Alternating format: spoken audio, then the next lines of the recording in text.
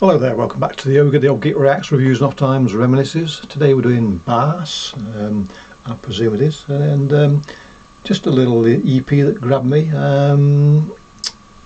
because it's quite distinct, a little bit different to certainly what I would normally listen to, and normally what I find when I'm trawling through the dark waters of Badenkamp. But yes, it's an intriguing little ditty, I'm sure you'll find, so let's have a little listen. Where am I? I cannot, oh, it's there. There it is. Let's go.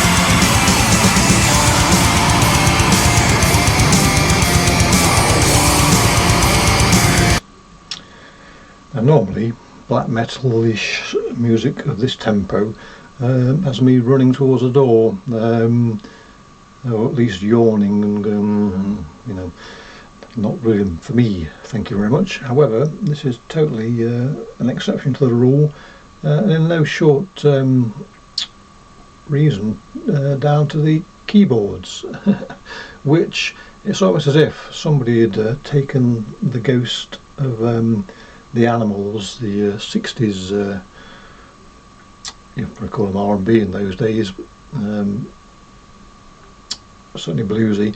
I'm trying to think of the name of the keyboard player. You have to be a certain age to remember these things, but I do remember.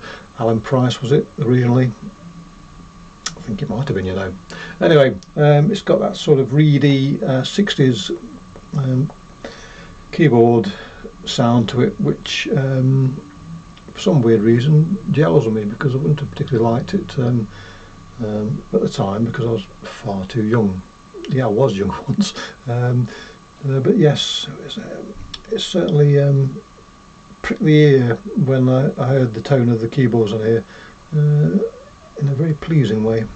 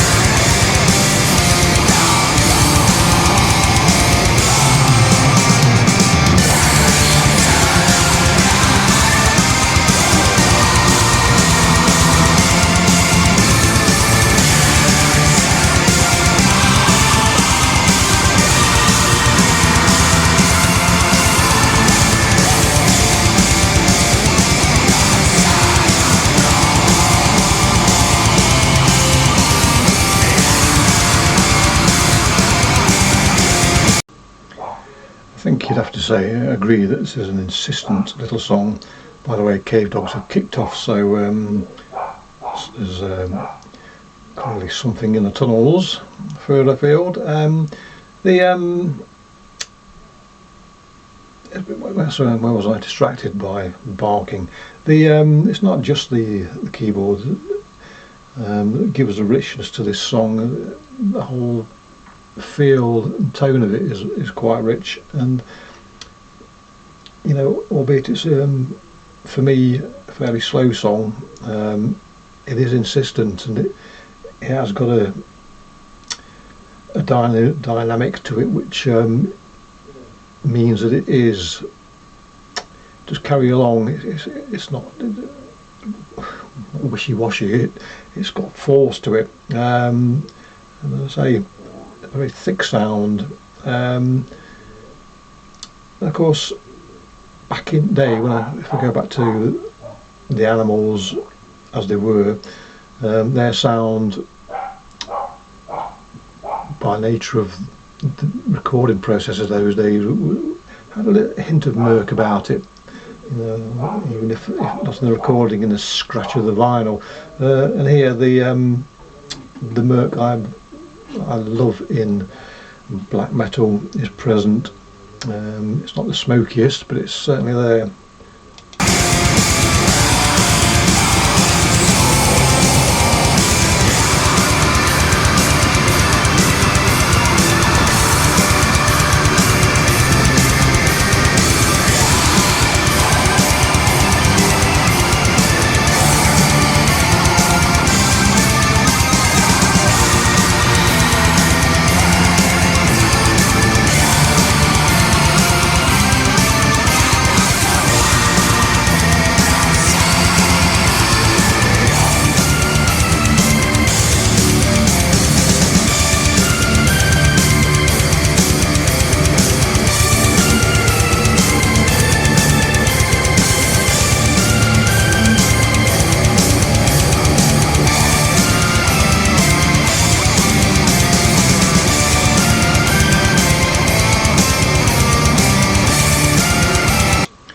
Some very subtle little flourishes in this, little tiny lick on the guitar here and there and what have you, and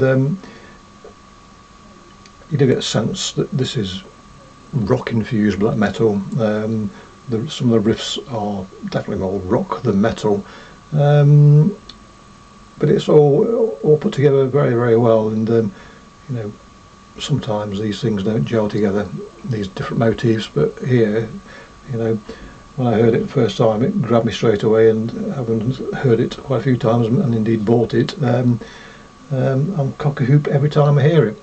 And it did strike me as I was listening to this, if ever they wanted to play a black metal track at a bingo session, this is exactly the sort of music that would probably carry it off.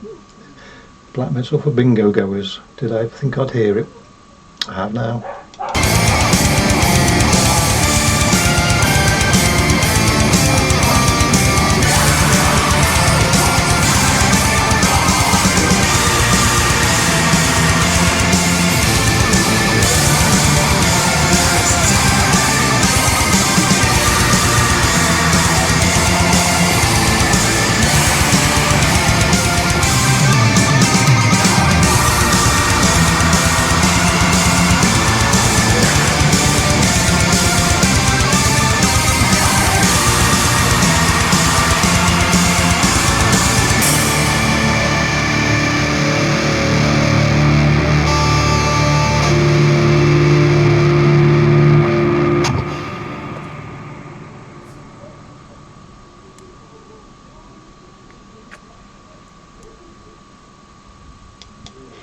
So there you go. I'm not sure how pervasive the barking from the dogs was. If it's that bad, I'm going to have to redo this, but hopefully I've got away with it. Yes, it is music that takes me back, as well as being fairly contemporary as well.